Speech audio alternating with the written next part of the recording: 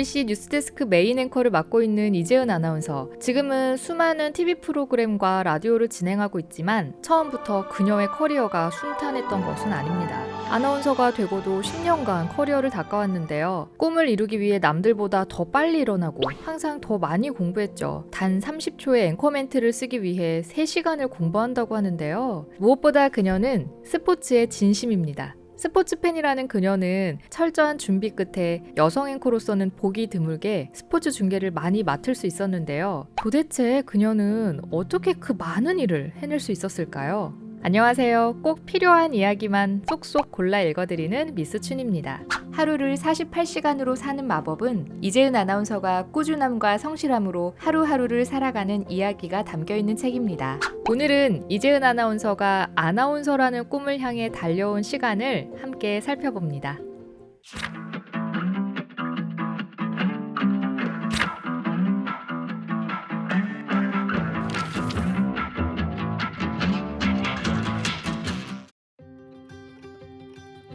오프라 윈프리는 많은 언론인들이 선망하는 인물입니다. 그녀는 어려운 환경을 극복하고 자신의 이름을 내건 토크쇼를 성공시켰죠. 하지만 오프라 윈프리가 주목받는 이유는 화려한 성공 때문만은 아닙니다. 사회 문제를 피하지 않고 소외받는 사람들의 이야기에 귀를 기울였기 때문인데요. 이재은 아나운서도 오프라 윈프리를 보면서 아나운서라는 직업을 꿈꿨다고 합니다. 그녀는 꿈을 향한 첫걸음으로 이화여대 언론홍보 영상학부에 진학했는데요. 꿈에 부푼 그녀는 고등학교 졸업장도 받기 전에 교수님을 찾아갑니다. 언론사를 준비하는 재학생이나 동문만 들어갈 수 있는 저널리즘 스쿨로 찾아간 건데요. 교수님을 만난 그녀는 선배들과 함께 공부하고 싶다는 당돌한 포부를 밝혔죠. 교수님은 황당해하면서 지금 네가 올 수 있는 곳이 아니다 이렇게 말씀하시고 그녀를 돌려보냈다고 해요. 저널리즘 스쿨에는 들어가지 못했지만 그런 자신감과 용기가 그녀를 지금의 자리에 있게 한 겁니다. 아나운서가 안 됐으면 무슨 일을 했을 것 같아요? 이런 질문을 받았을 때도 플랜 B는 없었다 라고 대답할 수 있는 확신이 있었다고 해요.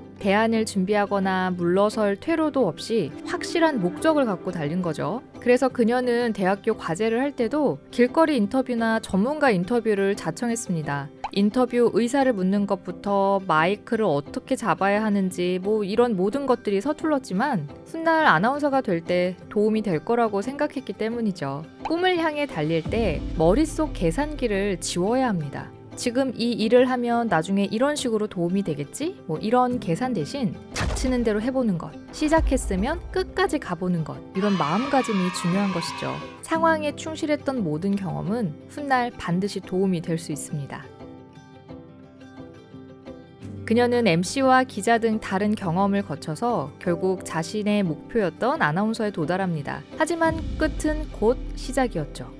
열망했던 방송사 아나운서로 입사했지만 설렘이 익숙함이 되고 기존의 조직이 해오던 관성대로 하다 보면 매너리즘에 빠질 때가 있죠. 이재은 아나운서는 뉴스를 진행하면서 본인의 스타일과 말투를 선보이고 싶었지만 비판과 질타가 두려워서 선뜻 시도하는 것이 어려웠다고 합니다. 그러던 중 2018년 평창올림픽, 이재은 아나운서는 성화 봉송주자를 맡게 됩니다. 그녀는 그날도 익숙하게 준비했는데요. 그런데 그 자리에서 할아버지 한 분을 만납니다. 할아버지는 상기된 표정으로 자신의 소감을 말했는데요.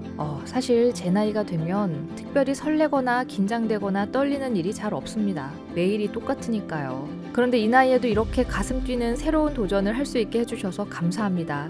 한 방 맞은 듯한 기분이었죠. 이재은 아나운서는 새로운 일에 도전할 용기를 얻고 싶을 때마다 그 할아버지를 떠올립니다. 몇 살이 되든 계속해서 설레는 일을 찾지 않으면 매일 반복되는 일을 기계처럼 할 수밖에 없다는 거죠. 무언가에 도전해서 가슴이 두근거리는 것, 곧 살아있다는 증거일 텐데요. 그녀는 그 이후 항상 그 설렘을 찾아 매사를 더 유심히 보고 느끼게 되었습니다.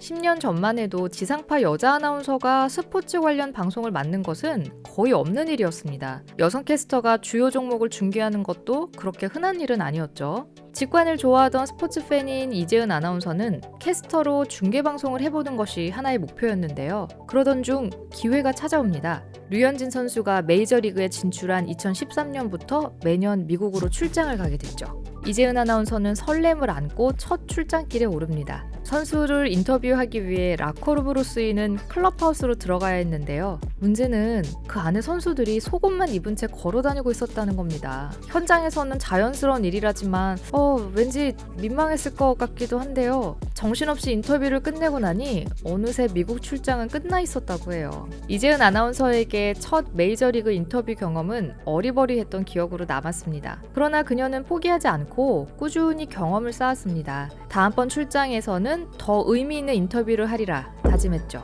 다음 메이저리그 출장에서 그녀는 용기를 내어 데릭 지터에게 인터뷰를 요청합니다. 말 걸기 참 어려운 선수로 유명했죠. 의외로 데릭 지터는 흔쾌하게 요청을 받아들입니다. 내가 훈련을 마칠 때까지 잠깐 기다리라더니 일정을 끝내자마자 인터뷰에 응했죠. 어려운 상대였지만 용기를 내서 다가갔던 시도가 좋은 인터뷰를 남긴 겁니다. 이재은 아나운서는 캐스터 자리를 목표로 MC부터 현장 취재까지 다양한 역할을 소화하기 위해 노력했습니다. 2015년에는 손현재 선수가 출전하는 리듬체조 아시아 선수권 대회 중계도 맡게 됐죠. 이재은 아나운서가 생각하던 캐스터의 꿈에 제대로 된 첫발을 내딛는 순간이었는데요. 스포츠 분야에 대한 애정과 꾸준한 노력이 꿈에 도달하게 한 겁니다. 누구나 처음 경험하는 일은 두렵고 무서운 마음이 듭니다. 하지만 처음이기 때문에 서툴지만 용기를 내서 해볼 수 있는 일들이 있지 않을까요? 작은 일부터 꾸준하게 자기만의 길을 개척해 나간다면 어느새 대체할 수 없는 존재가 되어 있을 겁니다.